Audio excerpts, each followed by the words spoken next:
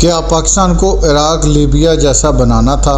کیا فلسطین اور کشمیریوں کی حمایت کی قیمت ادا کرنی پڑے گی؟ کیا ہندوستان تنہا یہ کارروائی کر سکتا تھا؟ فلسطین کے حوالے سے توجہ تبدیل کرنے کی کوشش۔ سعودیہ، UAE اور قطر کی انویسٹمنٹ کا کیا مطلب ہے؟ السلام علیکم ورحمۃ اللہ وبرکاتہ۔ ناظرین، سب سے پہلے ہم بات کریں گے فلسطین کے حوالے سے۔ بحیثیت مسلمان ہم جب خود کو دیکھتے ہیں تو ہم ایک امت اور ایک قوم ہوتے ہیں۔ اسرائیل کے جو سب سے بڑے اتحادی ہیں وہ دنیا بھر کے 11,175 تھنک ٹینکوں کے بحاف پر 3576 امریکہ اور 2932 تھنک ٹینک یورپ کنٹرول کرتا ہے۔ یہ ادارے مسلم ممالک اور مسلم امہ کے حوالے سے ہماری اس نبض کو کنٹرول کرتے ہیں جہاں پر آ کر اگریسو موڈ میں مسلمان آتے ہیں اور کہیں اکٹھے نہ ہو جائیں۔ تو اس حوالے سے ہندوستان نے جب پاکستان پر حملہ کرنا تھا وہ نہ صرف اسرائیل بلکہ اسرائیل کے اتحادیوں کے اعتماد کے ساتھ آیا تھا۔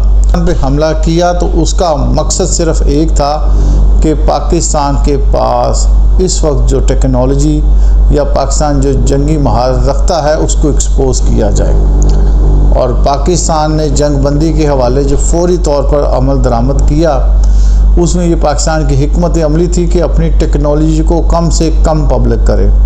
ہندوستان کا تو نقصان ہونا تھا، لیکن جنگی محاذ میں جو آپ کی جنگی ٹیکنالوجی ہے اب وہ دنیا میں آپ کا ہتھیار ہے جس کو آپ چھپا کر رکھیں، اور جس حد تک آپ اس کو دوسری دنیا سے چھپا کر رکھیں کہ آپ کی صلاحیت کیا ہے وہی آپ کی کامیابی ہے۔ اب بات کرتے ہیں فلسطین کی۔ فلسطین کے ساتھ مسلمانوں کا ایک مذہبی جذبہ ہے، وہ قبلہ اول ہے، اور وہاں کے مسلمانوں کی جو کہ 80% آبادی تھی اس کو نسل کشی کے تحت اس کو مجبوراً وہاں سے مائیگریٹ یا ہجرت کرنا پڑ رہی ہے، کیونکہ ان کے غزہ کے علاقوں میں جہاں پہ غزہ کی پٹی ہے جو ساحل سمندر کے ساتھ، وہاں پر اسرائیل نے ڈرونوں کے ساتھ اس قدر بمباری کی ہے کہ اب وہاں پہ کھنڈر، لاشیں یا پھر بھوک کے علاوہ کچھ نہیں۔ پچھلے 4 ہفتوں سے غزہ کی امداد بھی بند کی ہوئی ہے، اور یہ مسلمان مجبوراً اب نقل مکانی کر رہے ہیں۔ بات میں نے شروع میں کی تھی، کیا پاکستان کو عراق اور لیبیا بنایا جا سکتا ہے؟ تو ڈیفینیٹلی ایز اے پاکستانی میرا جواب ہے نہیں۔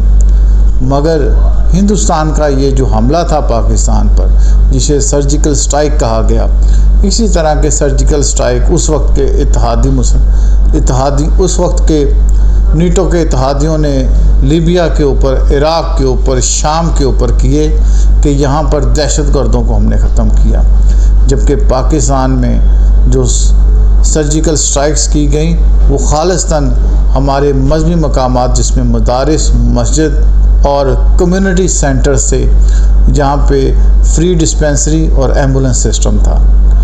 مگر بات پھر وہیں پہ آتی ہے کہ یہ سارا عمل اسرائیل اور اس کے اتحادیوں کے بحاف پر ہوا، اور وہ لوگ یہ جاننے پر مجبور تھے کہ پاکستان کے پاس آخر کیا ایسی چیزیں ہیں جو اس حوالے سے ہمارے مخالف نظر آئیں گی۔ تو پاکستان نے دنیا بھر کے سپر سونک میزائلز اور اس کے ڈیفنس سسٹم کو جب تباہ کیا تو بریک لینا بنتا تھا، کیونکہ اگر ہم بریک نہ لیتے، اگر کوئی دوسرے ممالک صلح کے لیے نہ آتے تو ہمیں مزید اپنے وہ ہتھیار اور ٹیکنالوجی کو پبلک کرنا پڑتا جو آنے والے مشکل وقت میں ہمارے کام آئے گی۔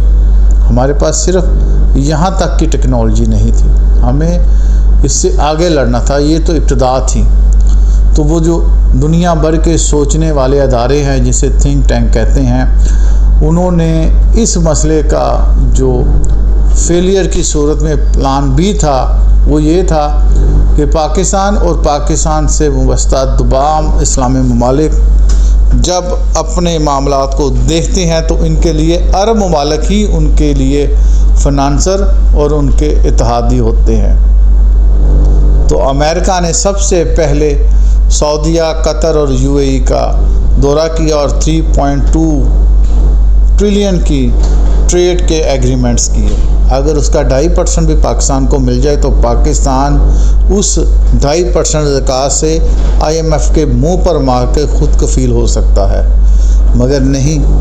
अब उन्होंने ये साबित करना था मुसलमानों को कि तमाम अरब ममालिक अमेरिका के इत्तेहादी हैं। अमेरिका को नुकसान होगा तो इन मुस्लिम ममालिक की फ़िनांस और इनकी इन्वेस्टमेंट को नुकसान होगा और ये मुस्लिम ममालिक उठ खड़े होंगे उसके ख़िलाफ़। तो ये एक सफारती महाज की जंग है जहाँ पर हमें अब जाना होगा। हमें उस बिनिए की तरह इन लोगों से फ़ाइनेंशियली बेनिफिट लेने चाहिए अपनी तरक्की के लिए। ये बहुत मक्कार हैं, ये कभी भी नहीं देंगे, अमेरिका हो बरतानिया हो। मगर हमारी जंग अब बढ़ चुकी है।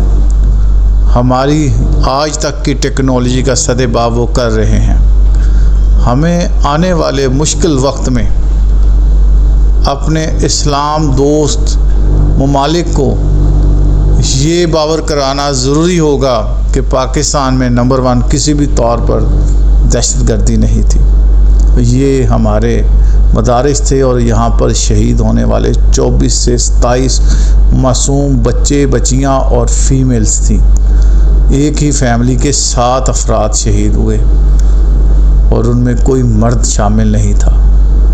ये इतने बड़े एविडेंस है जिसे सफारती महाज पर लेकर निकलना होगा। हमें पाकिस्तान में मौजूद तमाम मिलिट्री अताशी जितने भी सफारतकार हैं उन्हें ये बावर कराना होगा कि हमारे साथ एक तो ज़्यादती हो रही है, दूसरी कश्मीर और मुसलमानों के साथ फ़लस्तीन में हो रही है। फ़लस्तीन के अंदर पिछले 4 हफ़्तों से अमदादी सामान तक नहीं जा पा रहा। मैं सबसे कमज़ोर मुसलमान ज़बानी गुफ्तगू कर रहा हूँ। ये जो जिहाद का एलिमेंट है इसको अफ़गानिस्तान में अमेरिका ने परवान चढ़ाया अपने मफाद के लिए। वो इन जिहादियों का सबसे बड़ा इत्तेहादी था, मगर इंटरनेशनल रिलेशन में कभी भी मुस्तकिल ना दोस्ती होती है ना दुश्मनी। और आज उसी जिहादी एलिमेंट को ये लोग टारगेट कर रहे हैं। बात ये है कि हमें इन चीज़ों को लेकर चलना होगा। हमें 5th वार से निकलना होगा। 5th वार का जैसे मुख्तसर आपको बता चुके हैं कि पाकिस्तान के अंदर military establishment, civil establishment, bureaucrats और अवाम, इन सब को एक दूसरे के ख़िलाफ़ लड़ा दिया जाता है कि सब चोर है। नाज़रीन यकीन माने तक़सीम पाकिस्तान और उससे पहले भी पाकिस्तान के सियासी मामलात ऐसे ही थे। ये अल्लाह की कोई अपनी रहमत है कि पाकिस्तान वजूद में आया। उस वक्त के 1947 से पहले के ये जाबर जो वडेरे थे, जो ज़मींदार थे, जो लैंड ऑनर थे, अल्लाह ने उनकी रकम लगा कर पाकिस्तान बनाया। अल्लाह तकदीर और तब्दील के मामलों पे बेहतर है। हमें अपने मुसलमान भाई जो फ़लस्तीन में है हर हाल में उनकी हमायत में खड़ा रहना है। हमें हर हाल में कश्मीर की हमायत में खड़ा रहना है। हमें हर हाल में पाकिस्तान के पानियों के हक़ के लिए खड़ा रहना है, पाकिस्तान के दिफा के लिए खड़े रहना है। अपने इख्तिलाफ़ात अपने घर में रखने हैं। देखते रहिए वार।